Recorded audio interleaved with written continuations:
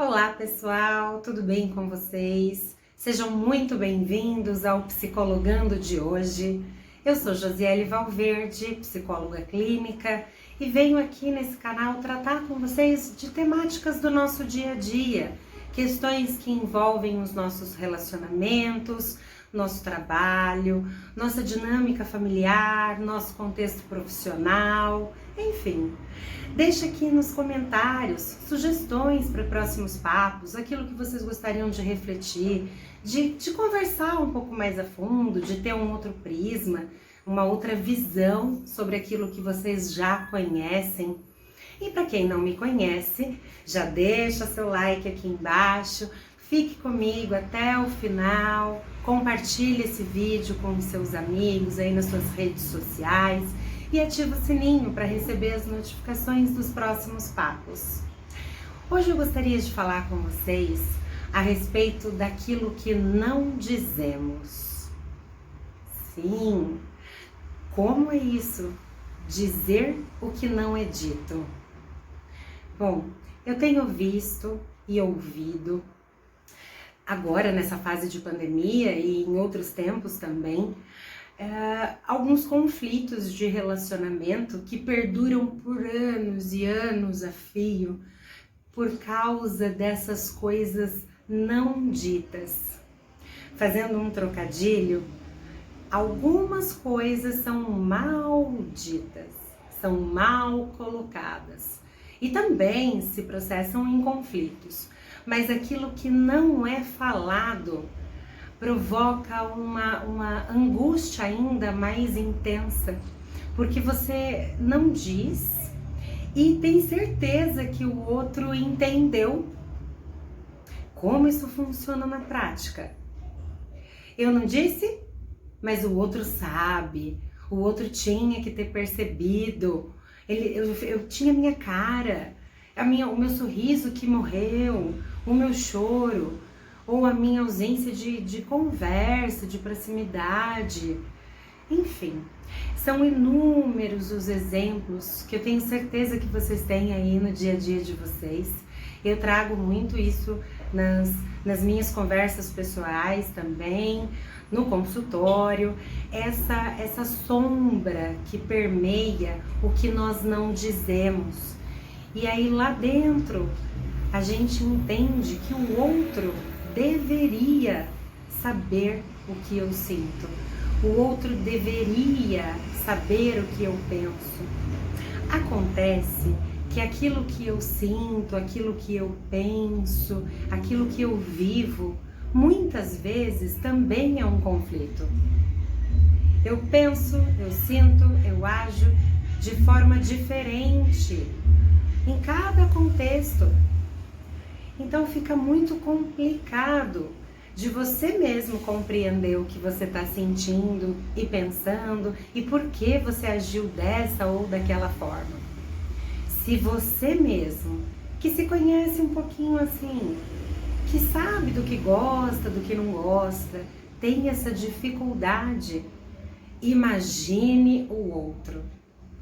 E aí o que eu percebo é que as pessoas estão se distanciando emocionalmente falando dessa angústia, desse conflito, ao invés de se aproximar e falar. Ah, Josiele, mas falar não é assim tão simples. Eu tenho muito medo de magoar o outro, eu tenho muito medo de sair machucada dessa conversa. Eu tenho medo, eu tenho medo, eu tenho medo.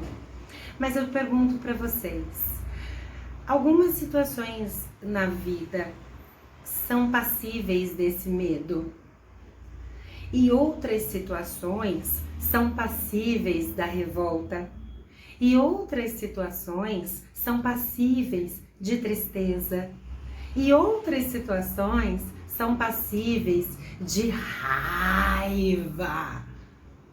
E qual é o problema disso? Às vezes, existe uma preocupação muito grande no que o outro vai pensar ao seu respeito. Mas você não se preocupa com o que você mesmo pensa a seu respeito, não, moço, moça. É importantíssimo entender que nas relações acontecem cenários diferenciados. Tanto na relação que você já conhece há muito tempo, relações familiares, amigos de trabalho que você está há muitos anos, amigos pessoais, quanto em relações que você só troca uma informação, vez ou outra, nas relações que você trocou informação uma vez. Sempre vai haver um cenário nesse meio, entre você e o outro, que vai ser passível de todas essas emoções. E não há problema algum em senti-las e expressá-las. A sua única preocupação, veja, pré-ocupação, deveria ser em como você vai falar aquilo que você sente e pensa, sem que te prejudique numa exposição desnecessária, nem tampouco prejudique o outro no seu achismo de uma realidade. Complicou. Primeira coisa, como é que eu vou pensar na maneira que eu vou dizer sem me preocupar, preocupar com a exposição?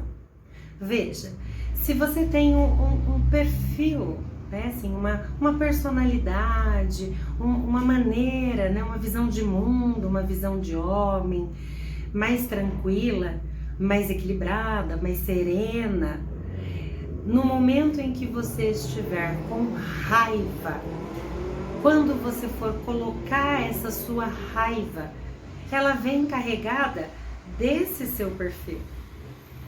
Então, uma maneira de você pensar em como vai dizer aquilo, sem se expor, é compreender o seu perfil mais equilibrado, mais calmo, mais coerente e colocar para o outro, primeiro, a situação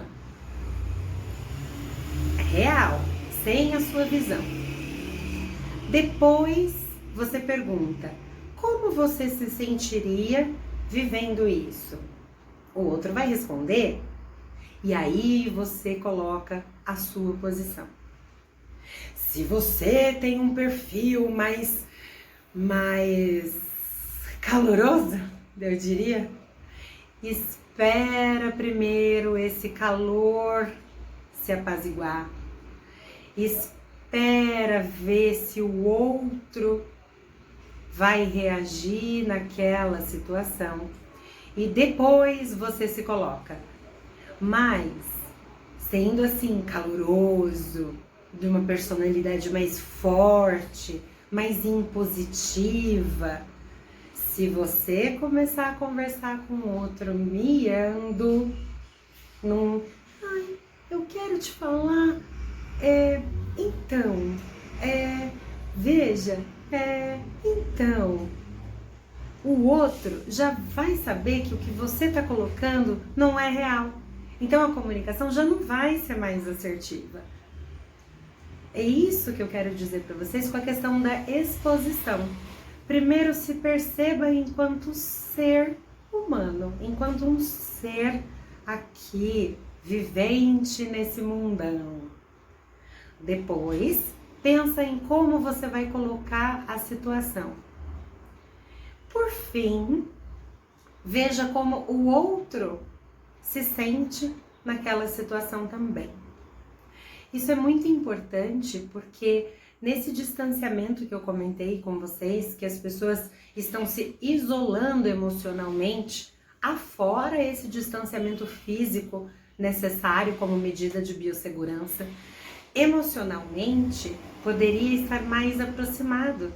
Até porque existe aí o WhatsApp e outras redes sociais que você pode se colocar para o outro sem a dificuldade do estar ali do lado, se vai abraçar ou se vai dar uma porrada, sabe? Então, numa rede social, assim, num WhatsApp, você consegue se colocar de uma forma um pouco mais reservada, mas se coloque. O outro não necessariamente sabe que você está se sentindo abandonado, excluído, entristecido, emputecido, enraivecido. Às vezes o outro também está passando lá pelo mar de monstros dele. E o fato de não ter te procurado, não ter ligado, mandado uma mensagem, não significa que você deixou de fazer parte ali da vivência dele. Significa que ele também está num processo. Aliás, processo. Essa é uma palavra que eu gosto muito de usar, que tudo é um processo. Tudo, absolutamente tudo. Nada é imutável. As coisas e as pessoas e os sentimentos e os pensamentos e as verdades absolutas, tudo é passível de mutação, de transformação, de transcendência. O que me chamou muito a atenção para essa temática de hoje, de vamos falar das coisas não ditas, é que ainda assim, com tanta coisa acontecendo nesse 2020, as pessoas estão angustiadas. E não angustiada porque existe uma questão de saúde muito complicada, ou porque o cenário econômico está muito ruim, ou porque exista uma questão de desemprego aí muito mais aflorado. Não é isso. A angústia maior é de não ter descoberto o que achava que precisava ser descoberto. E também não descobriu o outro. E acha que o outro tem que saber o que ele sente, o outro tem a obrigação de entender o seu próprio contexto.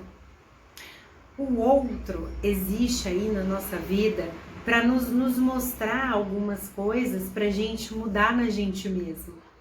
Como se fosse um efeito espelho. Então aquilo que eu enxergo no outro, normalmente há em mim. Sendo positivo ou sendo negativo. Quando positivo, e existe o sentimento da admiração, você tem essas características em você. Pode não acreditar nelas.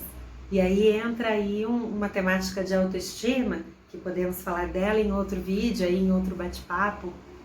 Mas quando você vê algo de negativo, também existe em você. Ou não assumido, ou assumido, conhecido, bem sabido, mas não muito fácil assim de ser trabalhado. Então veja, essas questões permeiam nossas relações. Então uma cunhada com o seu respectivo aí marido, seu irmão, um pai com uma filha, um irmão com a irmã, namorados, cônjuges, colegas de trabalho. Lembra quando eu disse que temos cenários imagináveis e a questão da realidade ali, como de fato ela aconteça? Em outros papos, conferem em outros vídeos, falei com vocês também a questão da percepção. Como você percebe o seu dia a dia? Como você percebe uma reunião de trabalho? Como você percebe a relação entre um subordinado e uma liderança? Como você percebe as relações de poder existentes aí dentro de uma família? Quando você observa de verdade o que tem nessa realidade das relações, fica mais fácil de conviver com as pessoas e de ir se pautando, eu diria, né? De ir aí flexibilizando alguns gestos, algumas atitudes, principalmente as conversas, principalmente os diálogos. Diálogo é fundamental e é o que está muito em falta ultimamente. Então eu tenho certeza que o outro sabe e ele está fazendo pouco caso de mim. Será que ele sabe? E se ele está lá envolvido em outros projetos? Ele está fazendo outras coisas. Ele está preocupado com novas formas de ganhar dinheiro na vida dele mesmo. Porque lá no contexto familiar dele as coisas estão difíceis. Mas você só tem ele naquele seu contexto profissional. Ou vice-versa, você tem ele no seu contexto ali familiar. Mas e como tá o contexto profissional dele? Não é uma questão aqui de julgar, dizendo que esse outro que você tem certeza que deveria saber o que você sente, ele é o que tá certo e você é um culpado. Nunca foi uma questão de encontrar culpados. Sempre foi uma questão de encontrar meios, de encontrar caminhos, de encontrar uma forma de percorrer a vida com mais realidade e que essa realidade seja prazerosa para você, para o outro e para todos nós. Esse papo vai para algumas pessoas muito especiais, para alguns diálogos aí, para alguns psicologandos como Josiele Valverde, fora do YouTube, que eu gostaria de enfatizar que quando você se vê nessa situação de ser acuado pelo outro, porque você devia ter ligado, porque você devia ter feito tal coisa, ou porque você não devia ter feito tal coisa, que você também consiga se colocar, porque é ainda mais complexo esse seu papel, o de receber o tiroteio, de estar sem colete à prova de balas e também não perceber de onde veio o tiro para poder se defender, ou para poder falar, não, peraí, me dá essa arma aqui, senta aqui, vamos conversar. Não é isso, não foi isso que você entendeu, não foi isso que eu disse tal, tal, tal, tal. Mas se isso que eu disse te afetou, e em outros papos a gente fala aqui sobre o afeto, se isso que eu fiz te afetou, vamos compreender aí uma maneira melhor de eu dizer isso outra vez. Mas eu penso isso por causa disso e eu gostaria que você pudesse refletir sobre. Veja, é uma forma mais amistosa de conversar. Até porque somos todos diferentes. Que bom! Porque são as diferenças que nos fazem inteiros. Porque é na diferença que eu encontro o meu lugar, o meu cenário, o meu momento. E é isso que eu gostaria de compartilhar com vocês hoje. Prestem mais atenção nas coisas não ditas. Não precisa de tanta ênfase nas coisas mal ditas, mal colocadas. É importante observar também, mas o meu convite para reflexão é para que você observe as coisas não ditas, porque é aí que mora a abertura, é aí que está o ponto focal da maior quantidade de problemas, de eventos estressores, eventos traumatizantes aí no decurso da nossa vida. Bom, para quem ficou comigo até aqui, agradeço esse nosso momento, curte aqui embaixo se você ainda não curtiu, ativa o sininho, se inscreve no canal e compartilha com os seus amigos para que eles também se inscrevam, também reflitam, para a gente expandir essa teia de comunicação que diz respeito a nós mesmos, a nossa vida cotidiana, a necessidade de transformar a nossa vivência de uma forma plena e integral. Um beijo e até o próximo papo.